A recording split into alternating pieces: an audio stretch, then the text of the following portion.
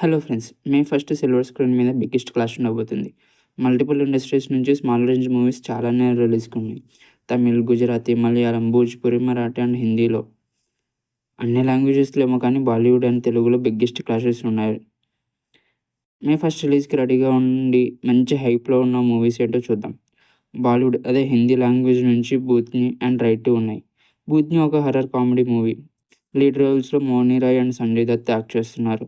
ఇంకా రైట్ వచ్చేసి అజయ్ దేవ్గన్ యాక్ట్ చేసిన రైడ్ మూవీకి సీక్వెల్. ఈ పాటలో రితేష్ దేశ్ముఖ్ నెగిటివ్ రోల్లో యాక్ట్ చేస్తున్నారు.